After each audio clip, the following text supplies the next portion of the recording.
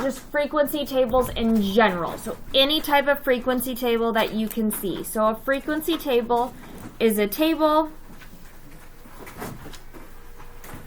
that shows how often a value in a set of data occurs.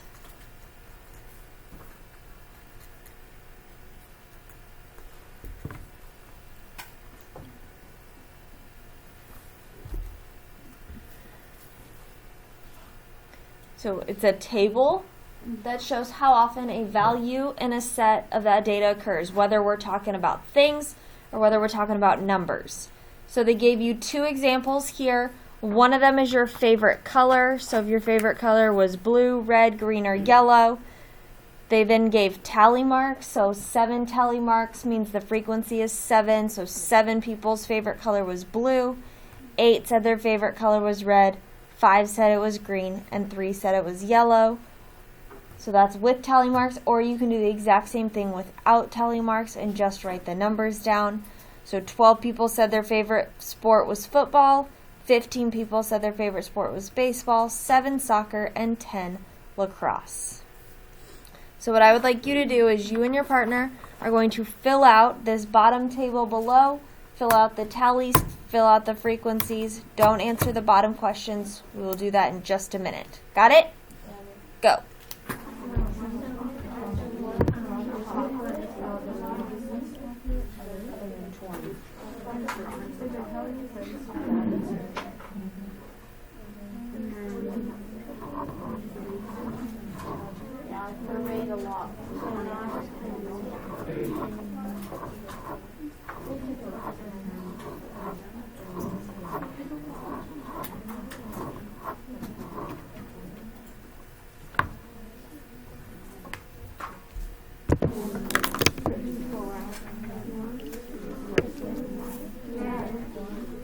Anyone that's in the pool, just need to start with.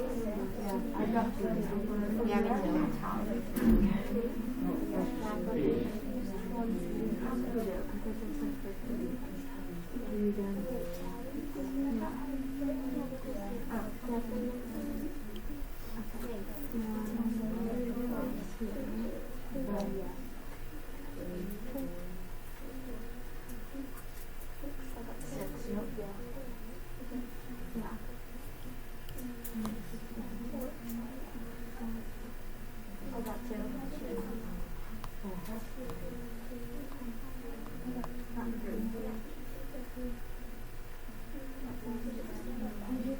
Got 4 now.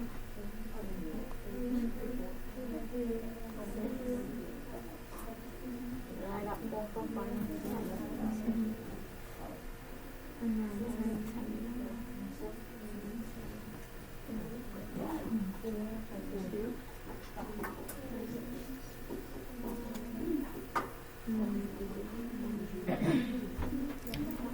Eva, Bella, stop.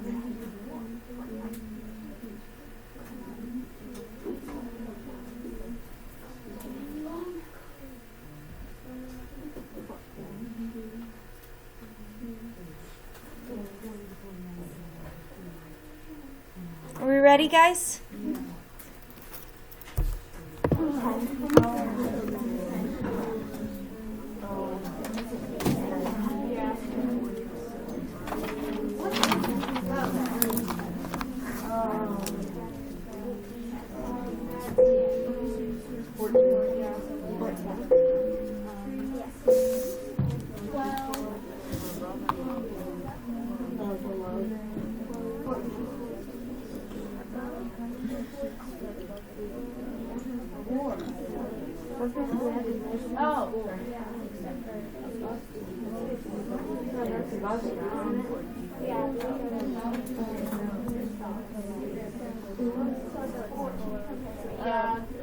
More students were below.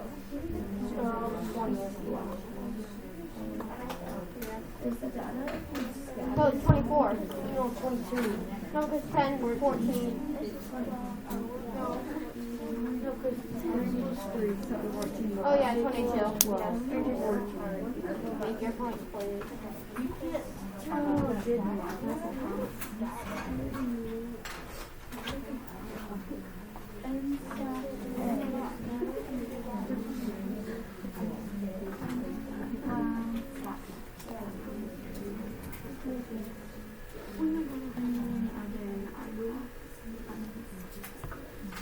We ready? Okay. How many students scored a 70% or higher, everyone? How many students scored between a 40% and a 79%? Did more students score above an 80 or below an 80? Below. What do you think? Do you think this data appears scattered or even? Scattered. And I know it doesn't say, but this is the scores for art class. So how many are in art class, you guys? 22 people really failed in that class. Questions? Okay, we're going to do one more example because I want to show you how to create your own intervals, because on your homework assignment you will have to create the intervals yourself. So go to the next loose leaf sheet of paper you have in the back of your notebook. Title it Histograms for me.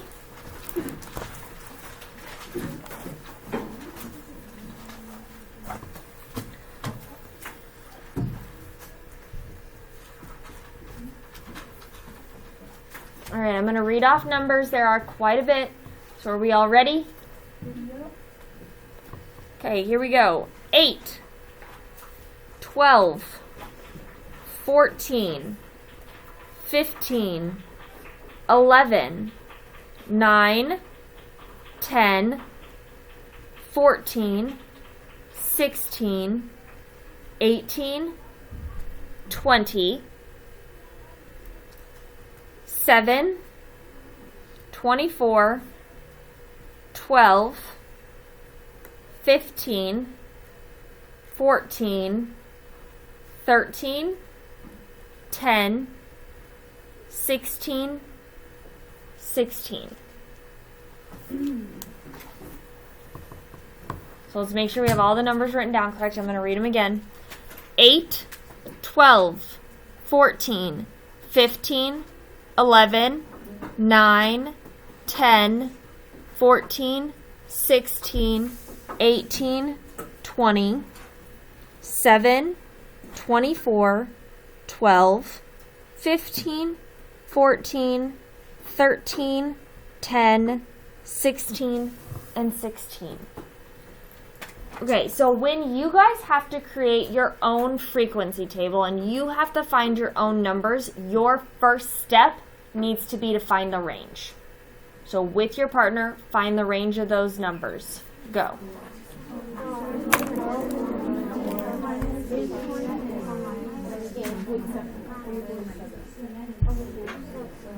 Okay. What'd you guys tell me? What's the range? 16. You should have told me 17. Okay, so here's what you do. Remember, if we go back,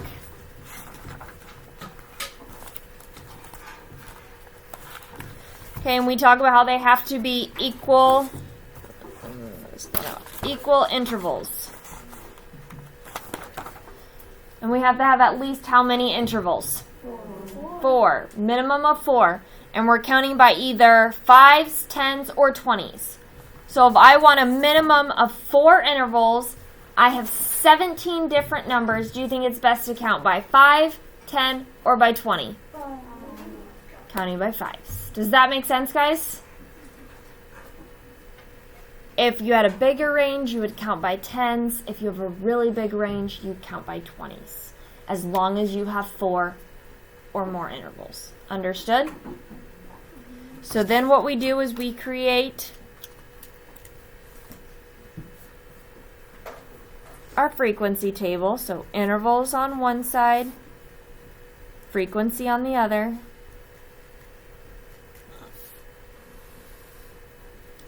And now we have to come up with the interval.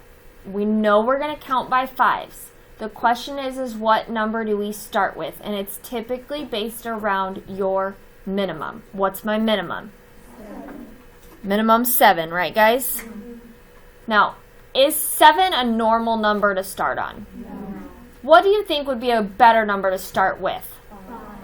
5. 5s. I would accept 5 as starting point, or I would accept a 6 as a starting point. Because 6s, if we counted by, so if we start with a 5, 5 ends on a what? We're counting by 5s. 9. If we start with a 6, it would end on a 10. So it would still be somewhat normal. So I accept either one of those, which means if you always do something different than mine, that doesn't mean you're wrong. We just got to make sure it's correct. Understood? Mm-hmm. So let's start with 5 to 9. What interval would come after 5 to 9? 10 to 14. Good. Don't put a 15 there because that would be wrong and that would be 6 numbers. Same thing if you did 5 to 10, that's 6 numbers, which would be incorrect. So be careful. What comes after 10 to 14? 15 to 19. What comes after 15 to 19? 20 to 24. What comes after 20 to 24? 25 to 29. Question, do we need 25 to 29? No. Why not? Because Because 24 is the maximum. So you only need to have your intervals based around your numbers. Now, with your partner, go through and find the frequency for those 4 intervals for me, please. All right, guys, so frequencies. What are my frequencies from 5 to 9? 10 to 14. 15 to 19. 20 to 24. So one of the most important parts is making sure your intervals are correct, because otherwise if the intervals are wrong, the frequencies are wrong, and then your histogram is incorrect. Okay, so now we need to draw our histogram. So this is where we will need to first start out by drawing our X and Y axis, because obviously this does not have one drawn for us. And remember, the Y axis is your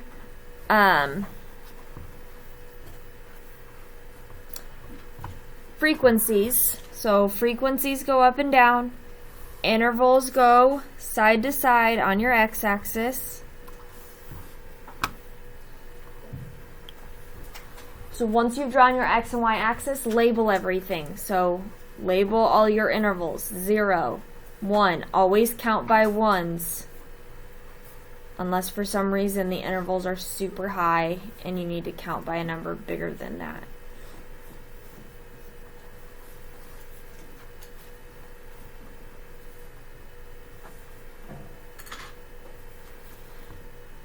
What is the minimum number that you have to have on the frequency? 9. Can you go above that? Yeah. Absolutely, but you don't have to. Then once you've done your frequencies, then you can write down all of your intervals. So 5 to 9, 10 to 14, 15 to 19, and 20 to 24. Once you have that down, you can draw your histogram just like we did on the previous practice problem. Make sure you're using your straight edge.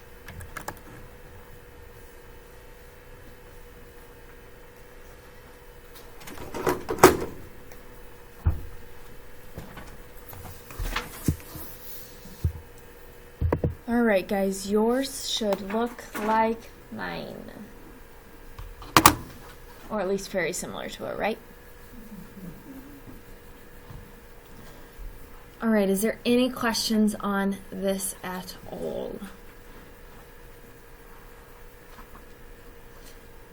It's not hard, but it is time consuming, right? Okay, that's the unfortunate part about it. So let's take out worksheets 3 and 4. So I can do a little bit of explaining on your homework. We'll start on page 3.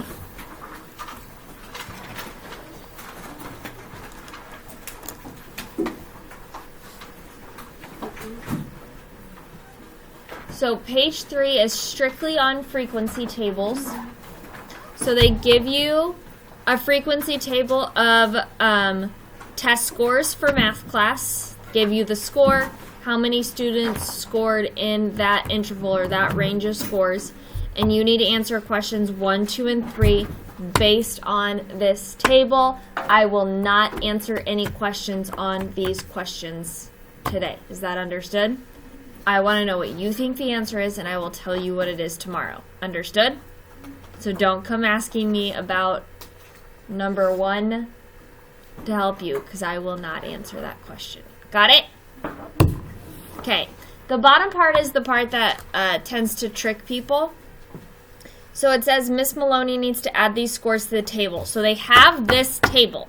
The table's already done for you, with 9 students scoring a 90 to 99, 7 students scoring a 80 to 89, 5 from 70 to 79, and 3 from 60 to 69. And she needs to add these scores to the already existing table. Does that make sense, guys? And then you will put that down here and then answer question 5. So you're not making a new table, you're using the table that's already created and adding to it. Does that make sense? Questions at all on page 3? Okay, page 4 is the most time consuming because this is the one that is histograms. So there are 3 problems.